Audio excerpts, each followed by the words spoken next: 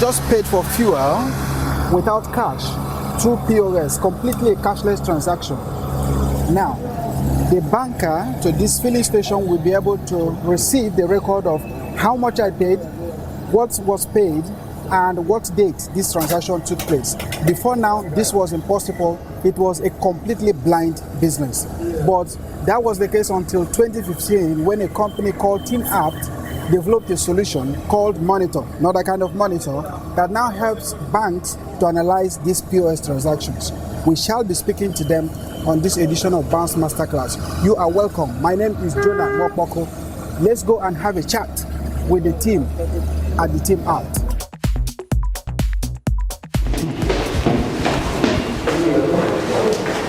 Okay, so I am here, right here at Team Apt's office in Lagos, and I'm going to be speaking with the CEO of Team Apt, Mr. Tosin Enioronda. Let's go. Hi, Tosin. Hi, Jonah. How's it going? Very well. Thank you. Thank you for making our time to join us. Okay, so how is business going? Business is moving. Yeah. Doing good. Yeah. Yes. So I'm here because I'm here to talk about the POS solution you designed for banks. Yes. You've been able to make it quite easy for banks to analyze bulk POS transactions very efficiently. Yes. Now, as complicated as this technology might seem, yes, can you try explaining how it works? Okay. Yes, thank you, Jonah. Basically, the solution is coming from the angle that one of the things that banks need to give to their merchants is an ability to see the transactions that they are doing to them. A lot of merchants complain that they are getting money from the banks and they cannot understand or explain how the money they are getting is relating to the transactions that they are doing, which is the need that we saw. And we basically built a solution that solves that settlement and reconciliation problem. And there are also other problems that these merchants have. These problems also include they can't monitor their POS terminals on the field, including the banks, and there is also a lot of back office administrative issues that the banks have in running this business. So what we did is, as part of our global strategy of digital banking with the banks, is to build a solution that will allow the banks to handle all these back office efficiency problems, as well as give these merchants a way to see their transactions and their settlements in a very smooth manner, using a web application and a mobile application. So right now, no matter the volume of transactions, I will be able to see visibility. Yes, to see what was paid at what point. Exactly. So you basically, no matter the volume of transactions of the merchant, you'll be able to see how much was paid, how much they charged you, by what card. Of course, the card is marked. Yes. At what time, at what date. Interesting. Exactly, and you'll be able to see the total amount you were settled and how much it's led to it. And it's not just for POS. This is actually needed for all forms of payments. Yes. A lot of merchants also get paid through transfers. Yeah. People just transfer to them. Yeah. So does your solution also cater to that? Absolutely. The solution handles that too. Almost all banks in Nigeria use this solution. Yeah, so when you say almost all banks, I actually mean about 17 banks. 17 banks out of 20? Out of, the major commercial ones, maybe around 20 or around 19 or so. Interesting. Yeah, and apart from the need to get paid, he also handles payments. Interesting. So what it is as a business, or the needs that you have as a business. Let's say you have a shop, maybe you run a big shop, you have staff that you pay salaries, you probably have to pay taxes, you probably have to pay the pension for those taxes, you pay your vendors, you also need to buy your goods. Apart from that, customer now walk into your branch and want to pay you. They want to pay you through their card. They want to pay you by transferring. You might have a QR code or maybe USSD code. So what Monitor is an end-to-end consolidation of everything that a business needs to run in a way that it is light and accessible. But that brings me to POS adoption in Nigeria. Yes. The number, based on the statistics released by NIPS recently, the number of POS, active POS in Nigeria, in fact, the number of POS totally are still less than 200,000. Yes. and the active ones are even much lower. Yes. You know, so how much role does solution like yours have to play in making sure the adoption increases even more? Yeah. So the problems of especially POS Yes. adoption Yes. in the country is, number one, the cost of the device. So the device is quite expensive. Today it's owned by the banks. That's one problem. And there's a limit to which a device that costs between 50 to 100,000, there's a limit to the total number that the banks can buy. The second problem is the problem of merchants needing their money immediately. So the norm is that you'll get your money tomorrow. And somebody who runs an eatery needs his money this evening to buy ingredients this morning so he can cook for today. So if they are settling your money tomorrow by 4 p.m., it leads to something. Yeah. Another problem is a problem of this visibility of how much am I getting, how much did I make. Another problem is the problem of charges.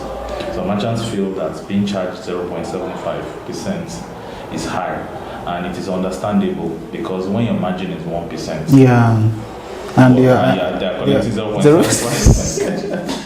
So these are some of the problems that merchants have. So what our solution solves is, out of those 4 problems, I believe that or 5, our solution solves everything but the first one.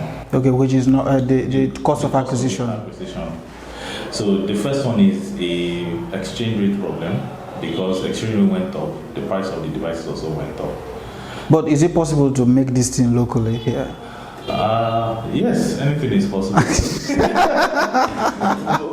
And as a matter of fact, we actually attempted building it in early days of Timas. We actually attempted building a POS terminal.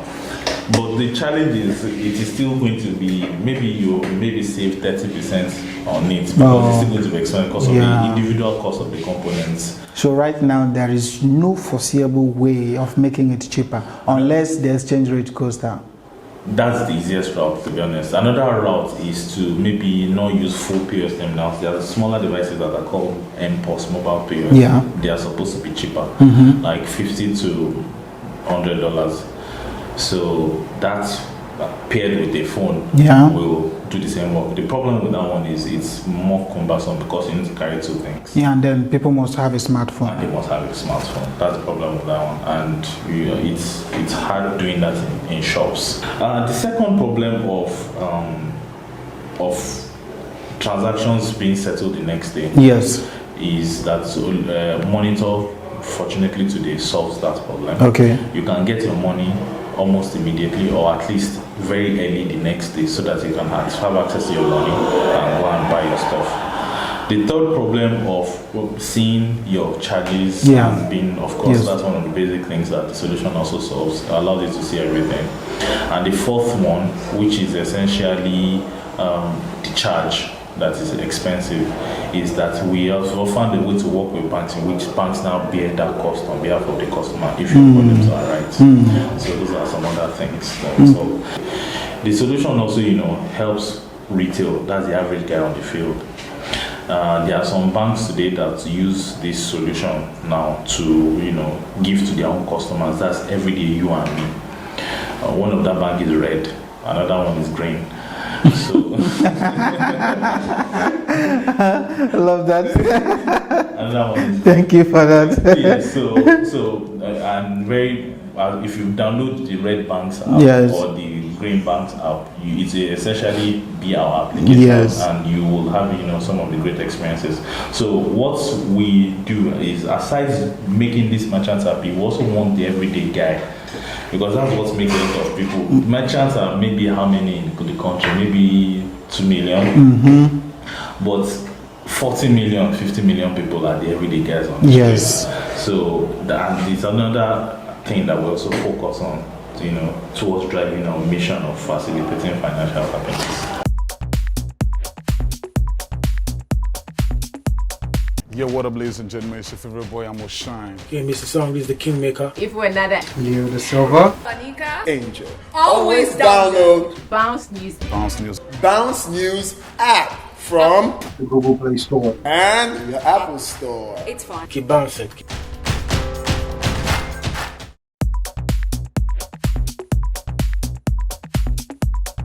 Interesting.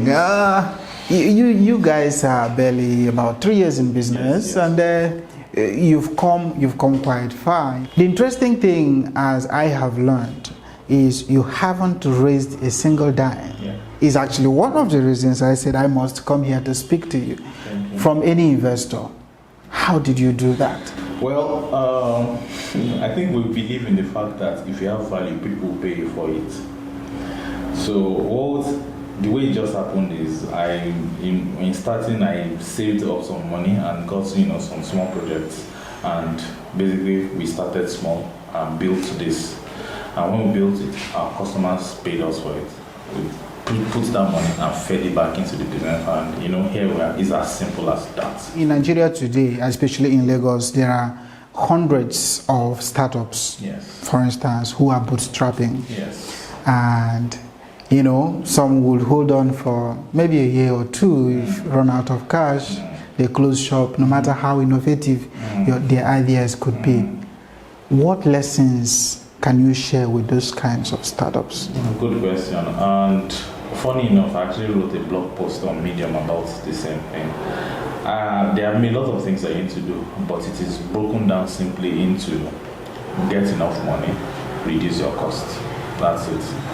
So let me just say it. How do you get enough money to build the first prototype?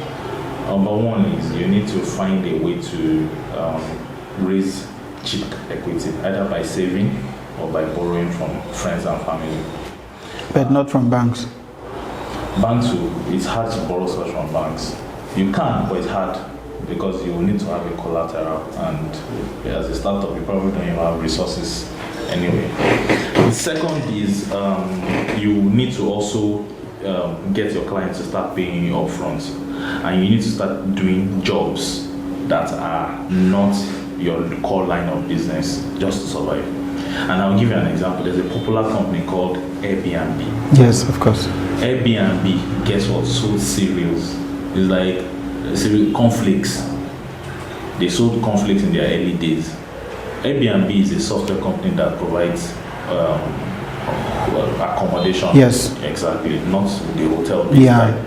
But here they are in the early days selling Obama type cereals. Those are creative ways you just make money to stay afloat. So in our own case, we fortunately got projects that are not digital banking. We got projects that are maybe for filling stations. Let me build this one. We just took anything, scraps, to survive, but eyes on the goal. That's another way you get money. A third way you can get money, some people know what to do, you sell your property. Any property you have, sell it and use it. But the point is, you just need to have enough money to keep going and now reducing your costs. Yeah. So in reducing your costs, number one is it would be great if the founding team have at least one engineer who can build. This will allow you to not necessarily pay a lot of salary while you guys are building. And number two is you need to give your founding members equity to allow them stay. Interesting. Which will also allow them to take small salaries in the meantime. And you don't have to use professional services for a lot of things. For taxes, accounting, legals, some of those things, do it yourself first. This will allow you, to save a lot of costs. Interesting. And I feel like you being able to do this is very important. Now, if you're a B2B company, that means you serve businesses. Yeah. This should be your ideal route, because your investors, especially the African ones, will probably not even fund you if you don't have enough money, or they can't see the way they'll get their money. So it's very important that you bootstrap in B2B to the point where you can convince people to give you money, and you will convince people to give you money when they have seen growth and you have made money. All the guys that have made money and are sustaining in B2B and they raised cash actually generated cash before they did. Now in B2C it's slightly different. In B2C, when you're servicing consumers, yes. The thinking in B2C is all you need are consumers to be using your application. Yes. You can find a way to monetize it in time. An example is WhatsApp. Have they found a way to monetize? They've started monetizing. Interesting, now. but not in got Nigeria. Yes, of course.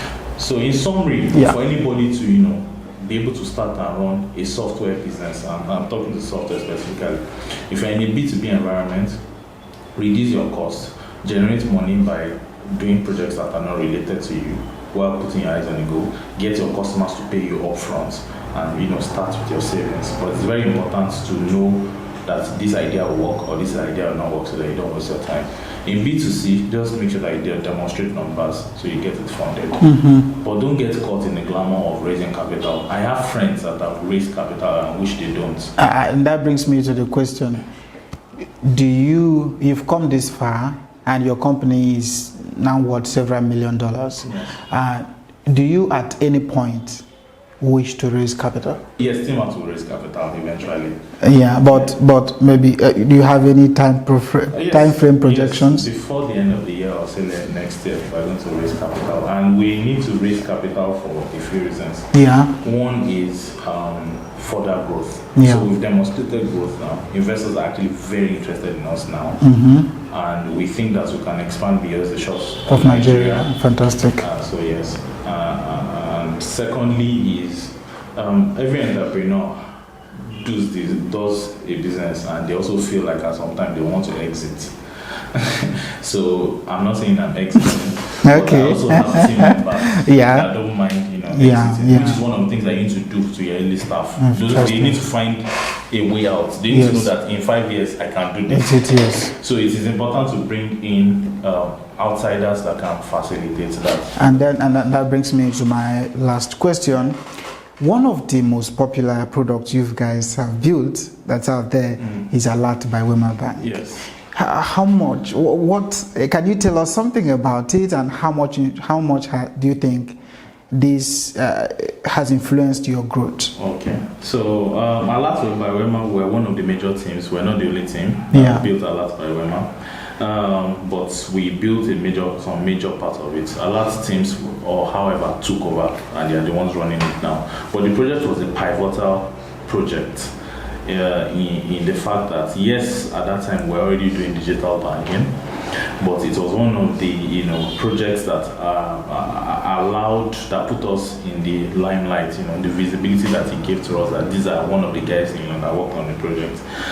And secondly is that it's a very bold experiment that allowed other banks to kickstart their digital banking strategy, to say, there are some classes of people that in the next 5 years they don't want to enter bank branches again. I need to start getting ready for those people. So Alert by Wema is the first fully digital bank in Africa. So this made a lot of banks also kickstart their digital strategy, which made them need our solutions. So it's a very, very pivotal project in that it opened a lot of opportunities and made everybody in the financial industry aware and also prepare for the inevitable digital future. Fantastic. And on that note, I say thank you so much. Thank you for availing us this opportunity. And that's it on this edition of Bounce Masterclass. For more of this, you can follow us on Facebook at Bounce News Nigeria, Twitter at Bounce News NG, and you can click the subscribe button on YouTube channel for more of this. Thank you for watching. Hi, my name is Kiki. Sean Kentebe. Deyemi Okolawon. Je m'appelle Ufoma McDermott. Ronke Odusoya. Sean Wajaya. And you're watching Bounce. Bounce TV. To see a lot more. Click here to subscribe, okay?